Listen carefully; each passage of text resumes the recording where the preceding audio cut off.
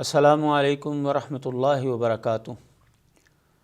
नहमदुहु व नुसल्ली अला रसूलिहिल करीम, अम्मा बाद। औज़ु बिल्लाहि समील अलीम मिनश शैतानिर रजीम मिन हमज़िही व नफ़्ख़िही व नफ़्सिही। बिस्मिल्लाहिर रहमानिर रहीम। अज़ाब कब्र के हवाले से हमारी गुफ्तगू चल रही थी।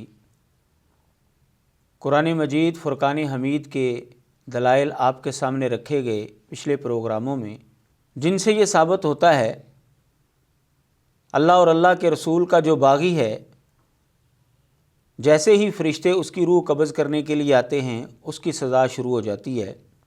और कई वाक़यात आपके सामने रखे जिनसे ये बात वाज़ेह होती है कि मरने के बाद एक इंसान को ऐसी ज़िंदगी मिलती है जिसका दुनिया के साथ कोई ताल्लुक़ नहीं होता, उसका आखिरत के साथ ताल्लुक़ होता है, और उसमें उसके साथ जो कैफ़ियत गुज़रती है उसको अज़ाब कब्र या राहत कब्र का नाम दिया जाता है। आज हम आपके सामने ये अक़ीदा अहादीस मुबारका की रोशनी में बयान करेंगे कि जैसे कुरान मजीद से ये साबित होता है कि अज़ाब कब्र बरहक है, इसी तरह अहादीस मुबारका से रसूलुल्लाह सल्लल्लाहु अलैहि वसल्लम के फ़रामीन से ये अक़ीदा वाज़ेह होता है कि अज़ाब कब्र बिल्कुल दुरुस्त है और ये बरहक अक़ीदा है। सबसे पहली दलील जो मैं आपके सामने रखता हूँ, सही बुखारी में रसूलुल्लाह सल्लल्लाहु अलैहि वसल्लम का ये वाक़या मौजूद है। हज़रत अब्दुल्लाह बिन अब्बास रज़ियल्लाहु ताला अन्हुमा हदीस के रावी हैं। बयान करते हैं, मर्रन नबी सल्लल्लाहु अलैहि वसल्लम बिकबरैन, नबी अलैहिस्सलातु वस्सलाम दो कब्रों के पास से गुज़रे तो आपने फरमाया, इन्नहुमा ला युअज़्ज़बान व मा युअज़्ज़बान फ़ी कबीर। इन दोनों कब्रों वालों को अज़ाब हो रहा है और किसी बड़ी चीज़ के अंदर अज़ाब नहीं हो रहा। वो ये समझते थे कि ये हम जो गलती कर रहे हैं या जो हम गुनाह कर रहे हैं ये कोई बड़ा गुनाह नहीं है, ये मामूली सी गलती है। एक रिवायत में है कि आपने फरमाया कि ये दोनों हकीकत में बड़े गुनाह थे। नबी अलैहिस्सलातु वस्सलाम ने फरमाया, अम्मा अहदुहुमा फ़काना ला यस्तातिरु मिनल बौल। इनमें से एक ऐसा शख्स था जो पेशाब के छींटों से परहेज़ नहीं करता था। व अम्मल आखर फ़काना यमशी बिन नमीमा, और दूसरा आदमी चुगलखोर था, लगाई बुझाई करता था, इधर की बात उधर और उधर की इधर पहुँचा कर आपस में लड़वा दिया करता था, चुगली किया करता था। तो नबी अलैहिस्सलातु वस्सलाम ने फिर एक ताज़ा टहनी पकड़ी, उसको दो टुकड़े किया और हर कब्र के ऊपर एक टुकड़ा जो है वो लगा दिया। जब आपसे फिर ये सवाल हुआ कि आपने ऐसा क्यों किया, तो नबी अलैहिस्सलातु वस्सलाम ने फरमाया कि जब तक ये खुशक नहीं होंगी मुझे उम्मीद है कि इनका अज़ाब जो है वो हल्का रहेगा। इस हदीस से ये बात मालूम होती है कि नबी अलैहिस्सलातु वस्सलाम ने उन दो कब्र वालों को अज़ाब होते हुए अल्लाह तबारक व तआला के हुक्म से महसूस किया, और फिर आपका टहनियाँ लगाना उन दोनों कब्रों के ऊपर, कि जिसके नतीजे में आपने फरमाया कि इनको अज़ाब जो है वो कम होगा, इनके अज़ाब के अंदर तख़फ़ीफ़ होगी। ये बात वाज़ेह करती है कि इन्हीं दो कब्रों के अंदर जो अफराद थे उनको सज़ा हो रही थी। लिहाजा जो लोग ये नज़रिया रखते हैं कि अज़ाब कब्र बिल्कुल ही नहीं होता, उनका नज़रिया भी गलत है। और जो लोग ये समझते हैं कि अज़ाब कब्र तो होता है लेकिन ये जो गड़ा है यहाँ पर अज़ाब कब्र नहीं होता, बल्कि ये बरज़ख के अंदर एक अलग जिस्म मिलता है रूह को, उनको अज़ाब होता है, उनका अक़ीदा भी दुरुस्त नहीं है। दूसरी दलील नबी अलैहिस्सलातु वस्सलाम का फरमान है, सुनन नबी दाऊद के अंदर ये सही हदीस है। हज़रत अबू हुरैरा रज़ियल्लाहु ताला अन्हु हदीस के रावी हैं कि नबी अलैहिस्सलाम ने फरमाया, अक्सर अज़ाबिल कब्र मिनल बौल। अमूमन अज़ाब कब्र जो है वो पेशाब के छींटों की वजह से होगा। इससे भी वाज़ेह होता है कि अज़ाब कब्र बरहक अक़ीदा है, और बाज़ अग़लात ऐसी हैं, बाज़ गुनाह ऐसे हैं कि जिसके नतीजे में इंसान को कब्र के अंदर भी सज़ा मिलेगी। तीसरी हदीस है, हज़रत अबू सईद खुदरी रज़ियल्लाहु ताला अन्हु हदीस के रावी हैं। حضرت زید بن ثابت رضی اللہ تعالیٰ عنہ سے وہ حدیث بیان کرتے ہیں اور فرماتے ہیں کہ میں نے یہ نبی علیہ السلام سے نہیں سنی، میں نے حضرت زید سے سنی اور حضرت زید نے نبی علیہ السلام کی یہ بات بیان کی ہے۔ وہ کیا بیان کی انہوں نے؟ یعنی وہ بتاتے ہیں کہ میں نبی علیہ السلام کے ساتھ اس موقع پر نہیں تھا، حضرت زید موجود تھے اس وقت، تو انہوں نے یہ واقعہ مجھے سنایا۔ بینما النبی صلی اللہ علیہ وسلم فی حائط لبنی النجار علی بغلۃ، حضرت زید فرماتے ہیں کہ نبی علیہ السلام بنو نجار کے ایک باغ کے اندر تھے، خچر پر سوار تھے آپ، وَنَحْنُ مَعَهُ، اور ہم آپ کے ساتھ تھے۔ اذ حادت بہ فقادت تلقیہ، اچانک جو ہے وہ خچر جو ہے بدکنا شروع ہو گیا، کودنا شروع ہو گیا، قریب تھا کہ وہ نبی علیہ السلام کو گرا دیتا۔ وہاں پر نظر پڑی تو 6 یا 5 یا 4 قبریں تھیں۔ ایک راوی ہے اس کو شک پڑ گیا ہے کہ 6 کا لفظ بولا گیا یا 5 کا یا 4 کا، بہرحال وہاں پر کچھ قبریں تھیں۔ تو نبی علیہ السلام نے صحابہ سے پوچھا من یعرف اصحاب هذه الاقبر، ان قبروں والوں کو کون پہچانتا ہے؟ کسی کو پتہ ہے یہ کون لوگ ہیں؟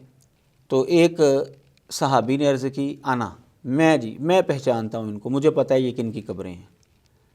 تو آپ نے پوچھا متى مات هؤلاء، یہ لوگ کب مرے تھے؟ تو اس نے جواب دیا ماتوا فی الاشراق، یہ شرک کی حالت میں مرے تھے، آپ کے آنے سے پہلے یہ فوت ہو گئے تھے۔ تو نبی علیہ السلام نے فرمایا ان هذه الامة تبتلى فی قبورها، یہ امت اپنی قبروں کے اندر آزمائی جائے گی۔ فلولا اللہ تدافنوا فدعوت اللہ ان یسمعکم من عذاب القبر، اگر تم اپنے مردوں کو دفن کرنا نہ چھوڑ دو تو میں اللہ تعالیٰ سے دعا کروں کہ اللہ تعالیٰ تمہیں عذاب قبر کا کچھ حصہ سنائے جو میں سنتا ہوں۔ پھر نبی علیہ السلام ہماری طرف متوجہ ہوئے، رخ انور ہماری طرف موڑا، ثم اقبل علینا بوجہہ، حضرت زید بتاتے ہیں کہ پھر نبی علیہ السلام نے ہماری طرف رخ کیا اور فرمایا تعوذوا باللہ من عذاب النار، اللہ کے ساتھ پناہ مانگو آگ کے عذاب سے۔ تو فرماتے ہیں کہ ہم نے کہا جی نعوذ باللہ من عذاب النار، ہم اللہ کے ساتھ پناہ مانگتے ہیں آگ کے عذاب سے۔ پھر نبی علیہ السلام نے دوسری مرتبہ فرمایا تعوذوا باللہ من عذاب القبر، اللہ کے ساتھ پناہ مانگو تم عذاب قبر سے۔ جو وہاں پر موجود تھے صحابہ، ہم سب نے نبی علیہ السلام کے حکم کے اوپر عمل کرتے ہوئے یہ کہا نعوذ باللہ من عذاب القبر، ہم اللہ کے ساتھ عذاب قبر سے پناہ مانگتے ہیں۔ تیسری مرتبہ نبی علیہ السلام نے فرمایا تعوذوا باللہ من الفتن ما ظہر منہا وما بطن، جو ظاہری فتنے ہیں اور جو باطنی فتنے ہیں اللہ کے ساتھ تم ان سے بھی پناہ مانگو۔ تو حضرت زید فرماتے ہیں کہ ہم سب نے وہاں پر یہ جملہ بولا نعوذ باللہ من الفتن ما ظہر منہا وما بطن، ہم اللہ کے ساتھ پناہ مانگتے ہیں جو ظاہری فتنے اور جو چھپے ہوئے فتنے ہیں۔ چوتھی مرتبہ آپ نے فرمایا تعوذوا باللہ من فتنۃ الدجال، تم اللہ کے ساتھ پناہ مانگو دجال کے فتنے سے۔ تو صحابہ نے یہ دعا مانگی نعوذ باللہ من فتنۃ الدجال، ہم اللہ کے ساتھ پناہ مانگتے ہیں دجال کے فتنے سے۔ یہ صحیح مسلم کے اندر حدیث موجود ہے۔ اس حدیث سے بھی یہ بات واضح ہوتی ہے کہ قبر کے اندر عذاب ہوتا ہے، اگر کوئی انسان اس کا حقدار ہے تو قبر کے اندر عذاب ہوتا ہے۔ نبی علیہ السلام نے ان قبر والوں کو عذاب ہوتا ہوا سنا اور پھر صحابہ کے سامنے یہ بات واضح کی اور ان کو یہ تلقین کی کہ تم اللہ کے ساتھ عذاب قبر سے پناہ مانگو۔ تو صحابہ نے وہاں پر یہ جملہ بولا نعوذ باللہ من عذاب القبر۔ تو یہ واضح ہوتا ہے کہ عذاب قبر کا عقیدہ جو ہے یہ بالکل صحیح عقیدہ ہے، یہ قرآن و حدیث سے ثابت ہے۔ چوتھی حدیث، حضرت انس بن مالک رضی اللہ تعالیٰ عنہ حدیث کے راوی ہیں، وہ رسول اللہ صلی اللہ علیہ وسلم سے حدیث بیان کرتے ہیں کہ آپ نے فرمایا العبد اذا وضع فی قبرہ وتولی وذهب اصحابہ، کہ جب کسی انسان کو قبر کے اندر رکھا جاتا ہے اور اس کے ساتھی اس کو دفنا کر جب واپس پلٹتے ہیں، فرمایا کہ وہ ان کے جانے والوں کے قدموں کی آہٹ سنتا ہے۔ اتاہ ملکان، اس وقت اس کے پاس 2 فرشتے آتے ہیں، فاقعداہ، وہ دونوں فرشتے اس کو بٹھاتے ہیں، فیقولان لہ، یہ معاملہ جو ہے غیب کے متعلقہ ہے، ہمارا اس پر ایمان ہے کیونکہ پیغمبر اسلام صلی اللہ علیہ وسلم نے فرما دیا کہ ایسا ہوتا ہے، ہمارا ایمان ہے کہ ایسا ہوتا ہے۔ اگر ہم اسی وقت قبر کو دوبارہ جو ہے وہ کھولیں اور ہمیں تو نہیں پتہ چلے گا ظاہری طور پر کہ یہ مردہ جو ہے اٹھ کر بیٹھا ہوا ہے اور فرشتے سے سوال و جواب کر رہے ہیں، لیکن چونکہ اس کا ایمان بالغیب کے ساتھ تعلق ہے، ہمارا اس پر ایمان ہونا چاہیے، کیونکہ ایمان والوں کی ایک علامت یہ ہے یؤمنون بالغیب، کہ وہ غیب پر ایمان لاتے ہیں۔ اللہ اور اللہ کے رسول نے جو بات بتا دی وہ ہماری سمجھ میں نہیں بھی آ رہی، ہمارے مشاہدے میں نہیں بھی آ رہی، تو پھر بھی ہمارا اس کے اوپر ایمان ہونا چاہیے۔ تو عذاب قبر کا معاملہ جو ہے اور راحت قبر کا جو معاملہ ہے، یہ ایمان بالغیب کے ساتھ تعلق رکھنے والی چیز ہے۔ تو نبی علیہ السلام نے فرمایا اتاہ ملکان، اس کے پاس دو فرشتے آتے ہیں، فیقولان لہ ما کنت تقول فی ھذا الرجل، دونوں فرشتے اس سے پوچھتے ہیں کہ اس بندے کے بارے میں، یعنی نبی علیہ الصلوۃ والسلام کے حوالے سے سوال ہوتا ہے کہ اس کے بارے میں تو کیا کہتا تھا؟ تو اگر تو وہ مسلمان ہے تو نبی علیہ السلام نے فرمایا کہ وہ جواب دیتا ہے اشہد انہ عبد اللہ و رسولہ، میں گواہی دیتا ہوں کہ یہ اللہ کے بندے اور اللہ کے رسول ہیں۔ فیقال، تو کہا جاتا ہے جب وہ اللہ کا نیک بندہ سوال کا جواب دے دیتا ہے، اور دوسری حدیثوں کو سامنے رکھیں گے تو آپ کو پتہ چلتا ہے کہ 3 سوال جو ہیں وہ ہوتے ہیں، اللہ کے بارے میں ہوتا ہے، نبی علیہ السلام کے بارے میں ہوتا ہے، اور دین کے بارے میں ہوتا ہے۔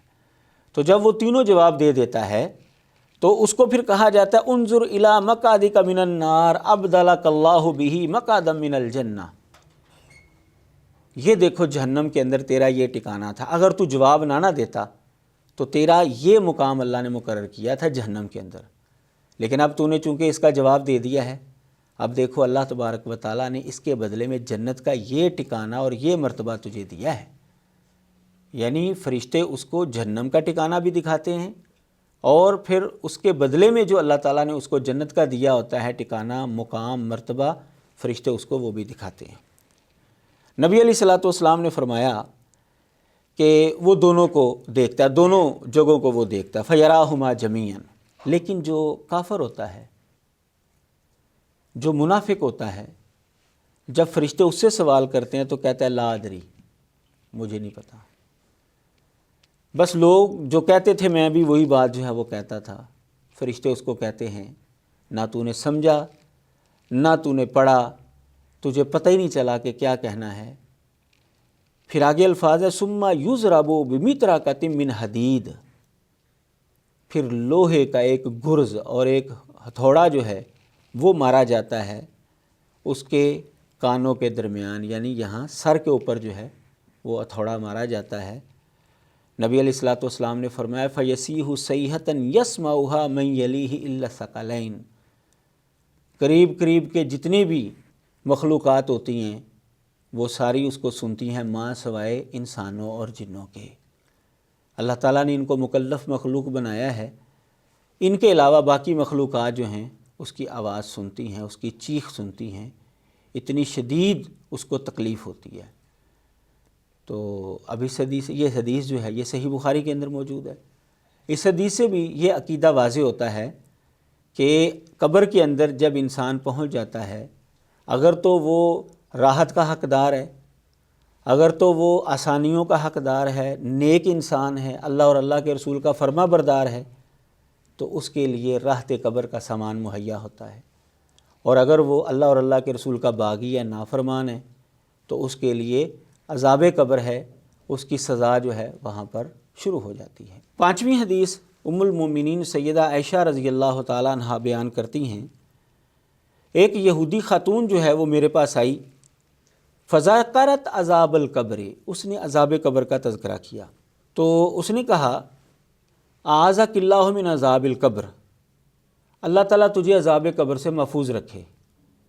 حضرت عائشہ فرماتی ہیں کہ مجھے اس نے یہ دعا دی۔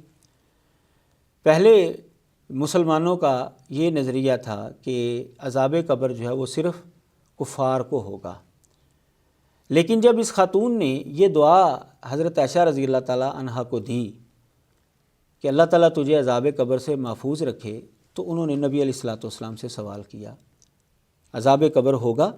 آپ نے فرمایا نعم عذاب القبر، بالکل عذاب قبر ہے، اور ایک روایت میں ہے نعم عذاب القبر حق، عذاب قبر جو ہے وہ برحق ہے۔ تو اس حدیث کے اندر واضح طور پر نبی علیہ الصلوۃ والسلام سے جب عذاب قبر کے حوالے سے سوال ہوا تو آپ نے فرمایا نعم عذاب القبر حق، بالکل عذاب قبر برحق ہے۔ لہٰذا عذاب قبر کا عقیدہ یہ بالکل درست عقیدہ ہے۔ جو لوگ عذاب قبر کے کلیتاً منکر ہیں ان کا بھی نظریہ درست نہیں، اور جو لوگ یہ کہتے ہیں کہ عذاب قبر تو ہوتا ہے لیکن اس جسم کو نہیں ہوتا جس جسم کو ہم قبر کے اندر دفناتے ہیں، روح جہاں پر جاتی ہے وہاں پر برزخ میں ایک الگ اس کو جسم ملتا ہے تو اس وقت ان کو عذاب ہوتا ہے، ان کا نظریہ بھی درست نہیں ہے۔ چھٹی دلیل ام المومنین سیدہ عائشہ رضی اللہ تعالی عنہا نبی علیہ الصلوۃ والسلام کے حوالے سے بیان کرتی ہیں کان یدعو فی الصلاۃ، کہ نبی علیہ الصلوۃ والسلام نماز کے اندر یہ دعا مانگا کرتے تھے، اللہم انی اعوذ بک من عذاب القبر، یا اللہ میں تیرے ساتھ پناہ مانگتا ہوں عذاب قبر سے، واعوذ بک من فتنۃ المسیح الدجال، یا اللہ میں تیرے ساتھ پناہ مانگتا ہوں مسیح دجال کے فتنے سے، واعوذ بک من فتنۃ المحیا والممات، زندگی اور موت کے فتنے سے یا اللہ میں تیرے ساتھ پناہ مانگتا ہوں، اللہم انی اعوذ بک من المأثم والمغرم، گناہ اور قرض سے یا اللہ میں تیرے ساتھ پناہ مانگتا ہوں۔ نبی علیہ الصلوۃ والسلام یہ دعا مانگا کرتے تھے۔ تو اگر عذاب قبر ہوتا ہی نہیں ہے تو نبی علیہ الصلوۃ والسلام یہ دعا کیوں مانگا کرتے تھے؟ معلوم ہوا کہ عذاب قبر کا عقیدہ بالکل درست عقیدہ ہے۔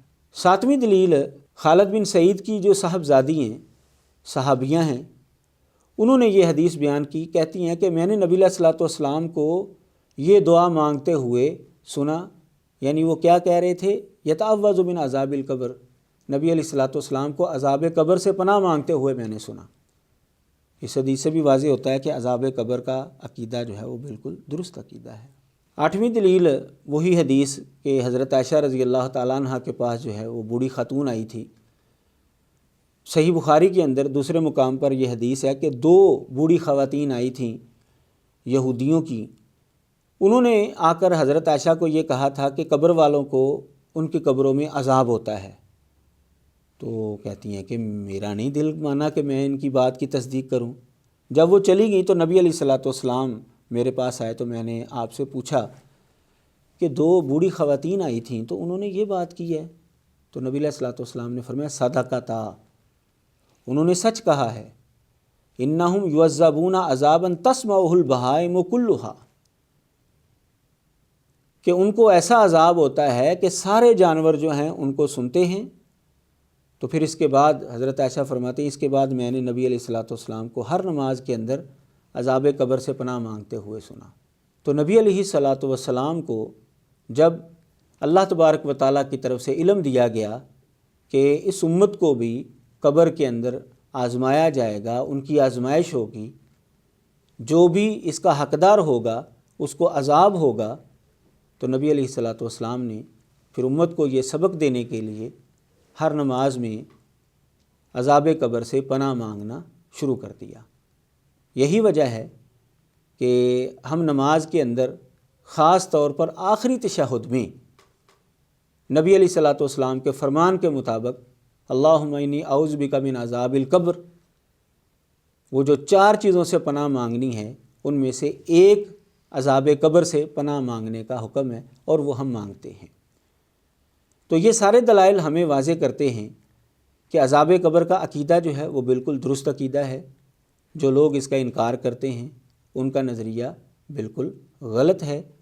تو جیسے قرآن مجید سے عذاب قبر کا اس بات ہوتا ہے، اسی طرح احادیث مبارکہ سے بھی عذاب قبر اور راحت قبر کا اس بات ہوتا ہے۔